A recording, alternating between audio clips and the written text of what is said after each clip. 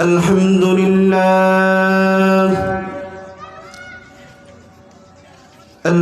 لله نحمده ونستعينه ونستغفره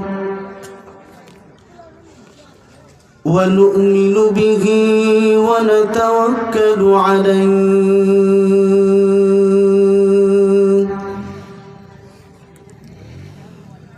ونعوذ بالله من شرور أنفسنا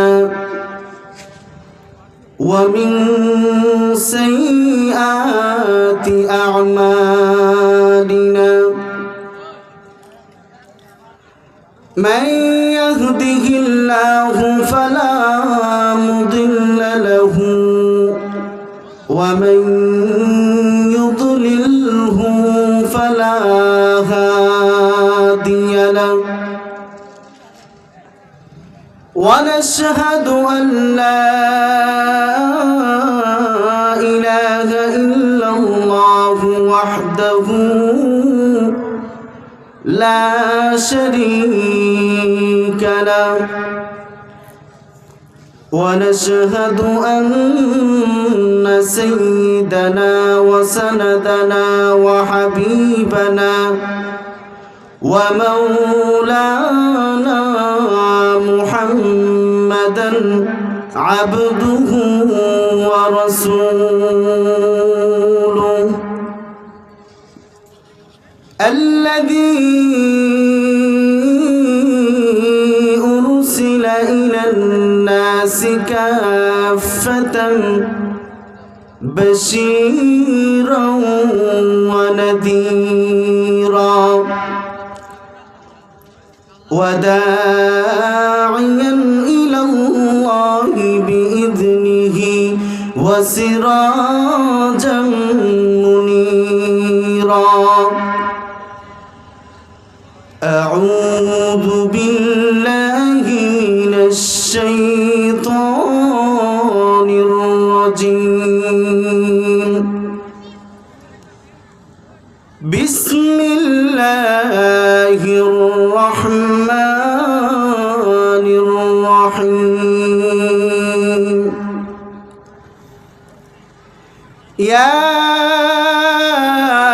أيها الذين آمنوا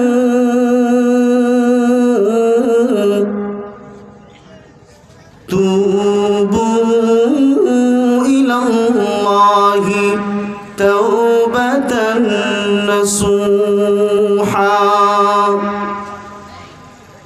إن الله وملائكته يصلون على النبي يا أيها الذين آمنوا صلوا عليه وسلموا تسليما صلى الله على سيدنا ومولانا محمد وعلى آله وأصحابه وسلم بلغ العلا بكماله كشف الدجى بجماله حسنت جميع خصاله صلوا عليه وآله لا إله إلا الله محمد رسول الله صلى الله عليه وسلم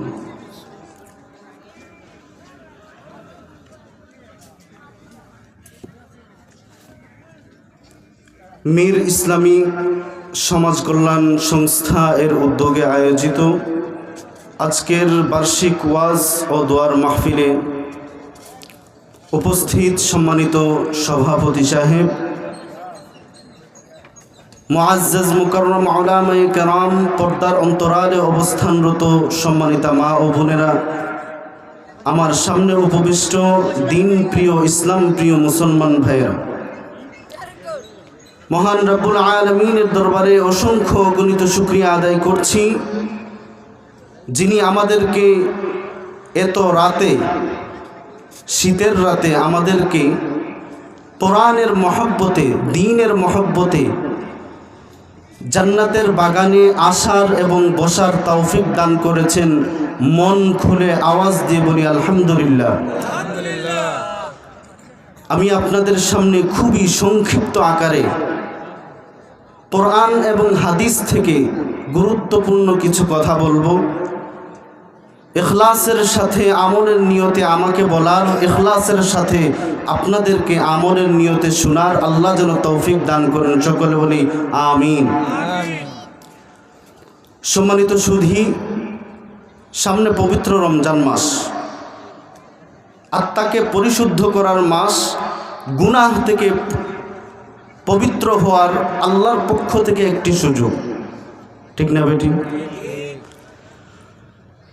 আমরা সবাই গুনাহগার, সবাই অপরাধী, সবাই ভুল করে থাকি, কেউ কম আর কেউ বেশি, কিন্তু আমরা যে গুনাহগার এতে কোনো সন্দেহ নাই।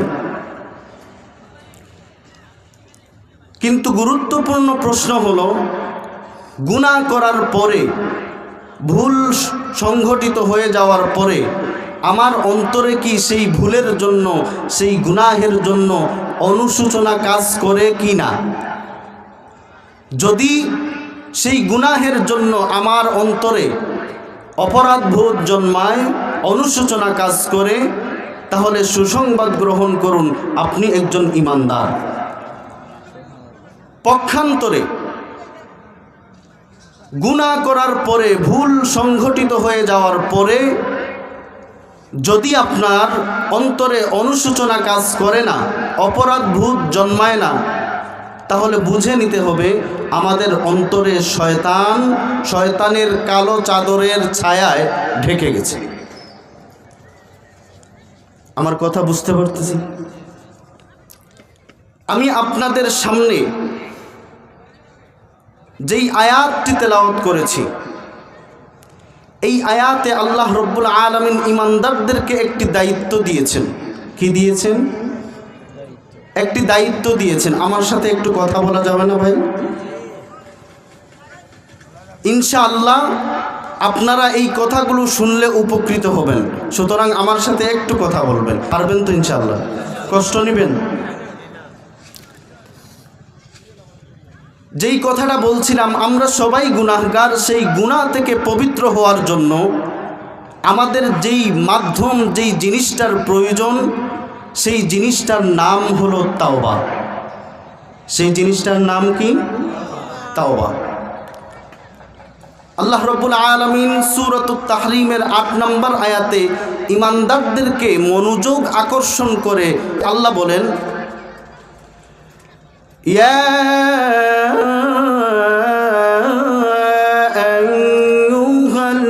আইয়ুহাল্লাযীনা আমানু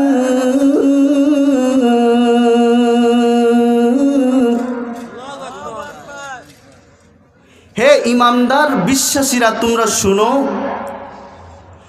তুবু ইলাল্লাহ,